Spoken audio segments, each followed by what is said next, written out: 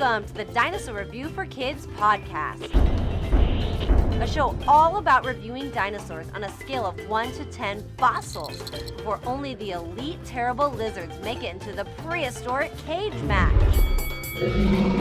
This program is presented by the Stomp Chomp Roar Company and can be heard within all the rock layers across the planet. Grab your dinosaurs and your official scorecard because it's now time to dig for dinosaurs.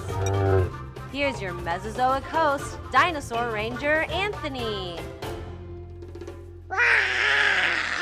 Welcome all my smelly junior paleontologists. You've returned to the Dinosaur Review for Kids podcast. And this is your host, your smell good Dinosaur Ranger Anthony. Now, oh man, do you guys smell that? It smells horrible. It's just so bad. I think I gotta plug my nose. Could it be? I think it is. It's dinosaur dung, scat, or plain old poo. Now, did you guys know that dinosaur droppings can fossilize? That's right. The fossilized dinosaur number 2 is called Coprolite. Now, Coprolite is a type of fossil. We find body fossils and something called trace fossils. Now, a body fossil is a body part like a bone or maybe even a tooth, and a trace fossil is an activity from the past. We know dinosaurs went to the bathroom just like you and me, and going to the bathroom is an activity. So dinosaur poop is just a trace fossil, and that's what we call a coprolite. Now, why are we talking about coprolite on today's podcast? And it's because the first time we saw the Ceratosaurus, which happens to be the genus we're reviewing today, the first time we saw it in the Jurassic Park movies was back in Jurassic Park 3 with the Spinosaurus aegypticus. Now, the first time we saw the Ceratosaurus on film, it comes up and it finds a big, gigantic pile of Spinosaurus poop. That's right, the Ceratosaurus gets scared and it runs away because it knows it's in the Spinosaurus's territory. So it wants to get far away from there, away from that stinky, smelly Spinosaurus poo. But before we grab some toilet paper and take a quick potty break today on the Dinosaur Review for Kids podcast, let's update you all on some dinopreneur news. Now, first off, our next virtual lesson will be this Sunday, November 20th at 1 p.m. Central Standard Time, and it'll be all about dinosaurs and Native Americans. Did Native Americans know dinosaurs lived? Did they find dinosaur fossils? Did they help paleontologists look for fossils? Do they find them on their reservations today? Or maybe there's some cool dinosaurs that are named after Native Americans. Let's find out if Native Americans had dinosaurs all throughout their culture. So join my Patreon club and become a junior dinosaur ranger to take advantage of this virtual lesson just in time for the Thanksgiving holiday. Now, up next, you guys, this past week I made so much merchandise for the holiday season. I made 105 dig kits. That's right, the Stomp Chomp Roar dig kits are back for another Christmas season, you guys. I made them last year. I sold completely out. They're coming back this year. I made 105. I mixed all the ingredients. I poured them into their molds. You guys, they look amazing. There's just over in the next room drying. They're curing, getting ready to get boxed up. I also made 30 dinosaur sand slime kits, 40 salt dough fossil kits, and even 30 DNA bug crafts. So much merchandise, you guys. I cannot wait to get some of my stuff under Christmas trees for this holiday season. Now, if you guys want to check out some of my merchandise, you can go ahead and visit my website at stompchomproar.com/store. Now, for everybody that lives here in the Omaha, Nebraska area, I'll be doing a pickup event on Friday, December 2nd from about 5 till 8 or 9 p.m. So if you want to avoid the delivery fee and you want to come pick it up from the Stomp Chomp Roar house, then you can go to my website website, find your merchandise, use the promo code LOCAL, LOCAL, all capital letters, LOCAL. You'll be able to put that in there. It will void out the delivery fee, and then you'll be able to come and pick up your merchandise, your dynamite dinosaur stuff from Dinosaur Ranger Anthony. You'll be able to come pick it up. You'll avoid that delivery fee, and that will make sure that you get your stuff set aside before everything runs out, because once it's gone for another holiday season. So tons of fun, you guys. I cannot wait for another Christmas season. I'm also thinking about doing another dinosaur Christmas lights drive-by event like I did last year, but more to come on that on a future episode. Well, you guys, some more shout-outs, a few shout-outs before we start our review today. Shout out to Sprouting Minds Childcare. We went and visited their 204th and F Street location last Tuesday. Had tons of fun with those kiddos, you guys. They've got 5 locations. We visited 2 so far, and they don't disappoint. We just had so much fun out there with those kids at Sprouting Minds. Then you guys, shout out to Norris Elementary School. Lions, they are the lions, and lions and dinosaurs both roar. And you guys, I was a lion. Back when I was a little boy, I went to Norris Elementary School, and guess what? They're bringing me back. I cannot wait to go back to my old stomping grounds on January 20th. It's going to be so much fun returning to my old elementary school, this time with my fossil cart show. It's just going to be totally awesome. I cannot wait to get back out there. So shout out to all the Norris Lions out there. Now you guys, shout out to Steve Irwin again. November 15th, which was yesterday. I'll be posting this on Wednesday, so it will have passed one day. But on November 15th was Steve Irwin Day, worldwide Steve Irwin Day. So shout out again to the Crocodile Hunter. Now also shout out to Junior Dinosaur Ranger Sully. He got me this Ceratosaurus toy that I have sitting here in my dinosaur lab, and we're going to be talking about it here in just a moment, right after our potty break, or just a couple more shout outs. So shout out to you, Sully. Now also shout out to my grandpa Frank, my wife's grandpa Frank, you guys. We went and celebrated his 76th birthday on Saturday. Had tons of fun. We had some awesome heavy hors d'oeuvres. We just ate and ate and ate like dinosaurs. It was so good. And when I asked him, Grandpa Frank, what's your favorite dinosaur? You guys, he turned 76-year-old. He don't know any dinosaurs. He can't even remember any of the dinosaurs from when he was a kid. He knows the T-Rex, the long necks, and at the end of the day, he said he would take the Tyrant Lizard King, the Tyrannosaurus Rex. Also, you guys, a very, very, very special shout out to all the turkeys, you guys. All the turkeys for the Thanksgiving holiday here in just a couple weeks, or the little velociraptors. Nonetheless, all the turkeys need a special shout out for giving their lives to everybody on the Thanksgiving holiday. They're just so good to eat, and I cannot wait to get me some turkey in my belly. Well, you guys, I think it is time to go. It's time to go over to the porta potty, the porta john. But you guys, it's not time for a potty break quite yet. It's time for another dinosaur review on the Dinosaur Review for Kids podcast. We'll save the toilet paper for another day, or maybe we'll use it to go TPing. We'll throw it up on top of the Brachiosaurus's neck, or maybe into the plates of the Stegosaurus. I bet the toilet paper would get stuck in all those plates from our roofed lizard. Well, you guys, nonetheless, let's go ahead and do number review and not number 2.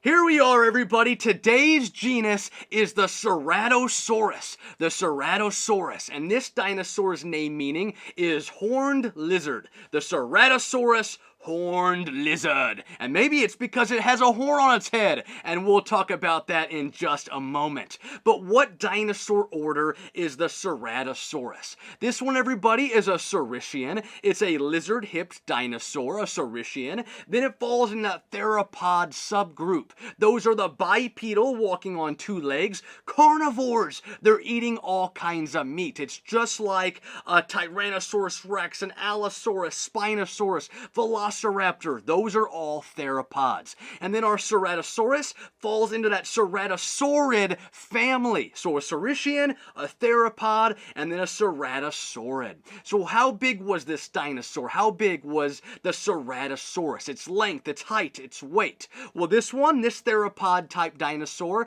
is up to 23 feet long, or 7 meters. From the tip of its nose all the way back to that long tail. 23 feet long, 7 meters. Now its height, it's about 6.5 feet high, or 2 meters. And the height is judged at the hips. The theropods, their height is at the hips right there. So about 6.5 feet high, or 2 meters. And then it weighs about 1,500 pounds, or 1,500 pounds. This is a very medium-sized theropod, nothing like a Spinosaurus or a T-Rex, and much bigger than a velociraptor that might be on your Thanksgiving table this coming Thanksgiving. So this is a medium-sized theropod dinosaur. Think of more like an Allosaurus, the Irritator, the Baryonyx, creatures like that, those ones right there, those medium-sized theropods. So our Ceratosaurus, very medium-sized for the meat eaters. Now, how fast was the Ceratosaurus?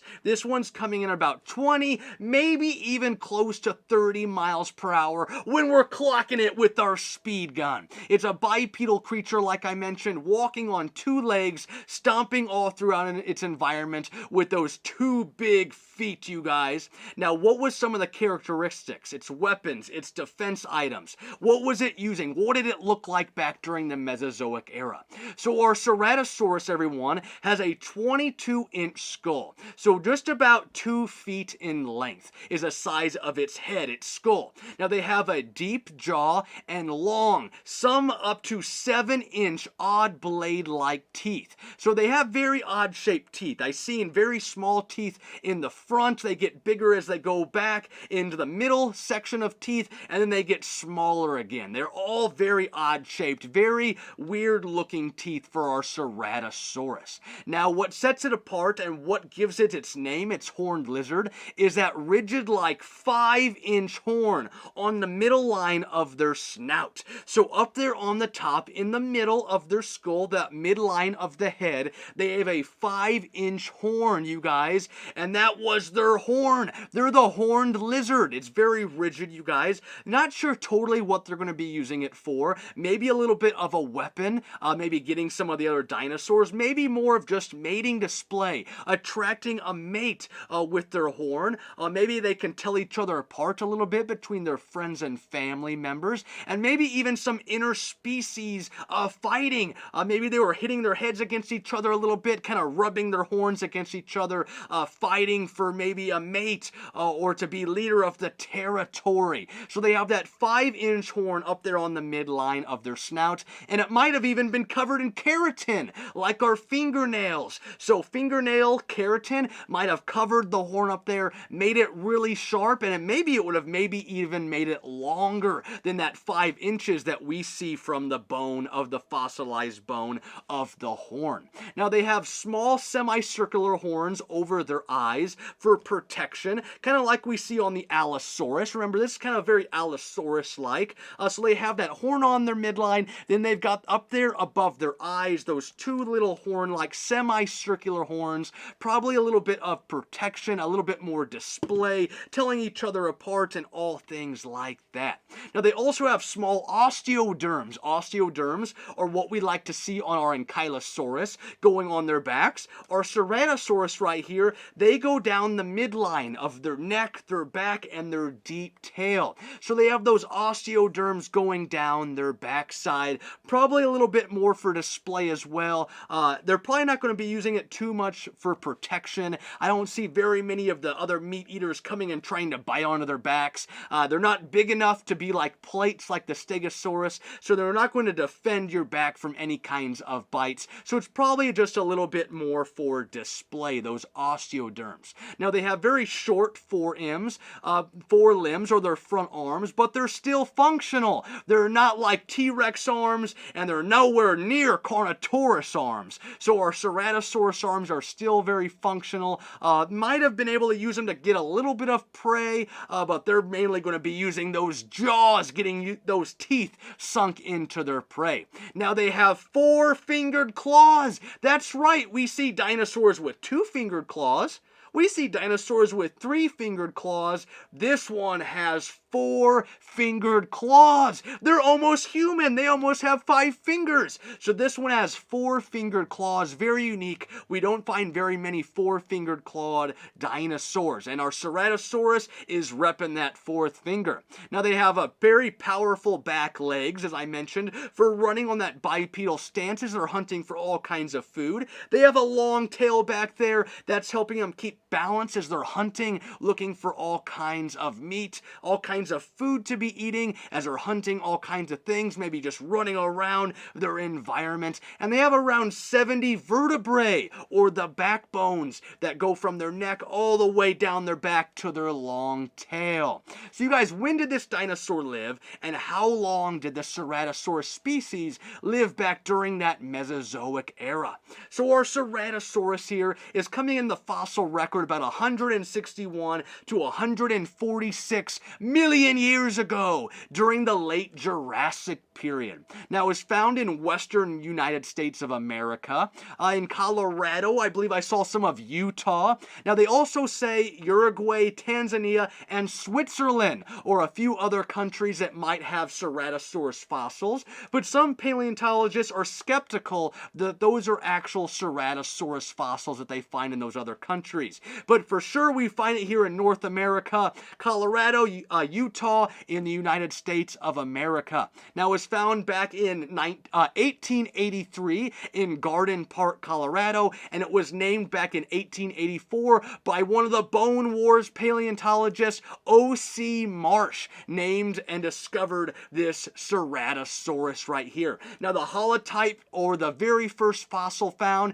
is nearly complete and bones still intact. They weren't all broken apart and spread out from each other. A lot of the bones were still intact or connected with each other. So Ceratosaurus, a very great fossil find for O.C. Marsh back in 1883. So you guys, a quick recap before we give a fossil score. Remember, 1 fossil for some of the weakest dinosaurs, 10 fossils for some of the strongest dinosaurs. What are we going to review or score our Ceratosaurus, this medium-sized theropod? Remember, only up to 23 feet long. T-Rex, 40 feet long. Spinosaurus, close to 50 feet long. So Ceratosaurus, a very medium-sized theropod dinosaur, 20, maybe 30 miles per hour, only a 22-inch skull with up to 7-inch odd blade-like teeth. They have that rigid 5-inch horn on the midline of their snout up there on top of their head, their skull. They have small semicircular horns above their eyes, osteoderms down their back, very usable arms with 4-fingered claws. They've got very strong back legs, a long tail, just a great theropod, medium-sized theropod dinosaur. So at the end of the day, what are we going to give the Ceratosaurus, the horned lizard, a score on the Dinosaur Review for Kids podcast? So let's go ahead, pull up our keyboard today for this stinky smelling dinosaur. We're going to give it an 8.0. 8.0 for our Ceratosaurus, the horned lizard, the smelly coprolite smelling dinosaur, because they're dropping all kinds of fossilized number 2. Today, Ceratosaurus, an 8.0. Did that stink or what? Just kidding, you guys. The Ceratosaurus wasn't all that bad or all that stinky, right? This horned lizard was such an amazing dinosaur in its time. Horn or not, I just love those 4-fingered claws. Now, it was such a unique theropod-sized dinosaur, but what do you guys think? Do you guys like the horn on its head? Would you want 1 horn on your head like a unicorn? Or would you want maybe 3 horns like a triceratops? Wouldn't that be crazy? How would you even walk around throughout your your house with those gigantic horns. It would just been cool or what. The Ceratosaurus is a well-deserved 8.0 on the Dinosaur Review for Kids fossil scale. Well done to our horned lizard. Now, how many times do you think dinosaurs went to the bathroom? An elephant goes number 2, 8 to 10 times a day. Is that crazy or stinky or what? Do you remember in the Jurassic Park movie when Dr. Ellie Sattler sticks her arm inside of that Triceratops cow pie? That would have been just gross. A huge, gigantic pile of dinosaur dung. That would have just stunk up the room for sure. And I bet all my Dinosaur Review for Kids listeners would love to stick their hands in dinosaur poo. I surely wouldn't. That is gross. Now, you guys, a quick joke before we go. Why did the Ceratosaurus roar up into the sky? Why do you think they roared? Why did the Ceratosaurus roar up into the sky? Well, you guys, I think it's obvious. It's to get their nose far away from its feet because it accidentally stepped in dinosaur dung. P.U. Isn't it just gross stepping in dinosaur poop? Well, that's it, everyone. I've got to end this podcast now before it gets too stinky here in the dinosaur lab, you guys. That's why I got my pumpkin spice candle lit up here. It's giving me all kinds of pumpkin spice, perfect for the Thanksgiving season. I can't wait to sink my T-Rex-like teeth into some pumpkin pie. Do you guys love pumpkin pie? Well, you guys, I hope everyone has a wonderful Thanksgiving season, a very wonderful Thanksgiving. I'm not sure if I'll be able to make it in for a podcast next Wednesday, the day before Thanksgiving, but nonetheless, everybody have tons of food, tons of turkey, potatoes, corn, all kinds of appetizers, hors d'oeuvres, all kinds of desserts and pumpkin pie. Well, remember, my name is Dinosaur Ranger Anthony, your good-smelling host for today's podcast, and keep digging for dinosaurs. Wow!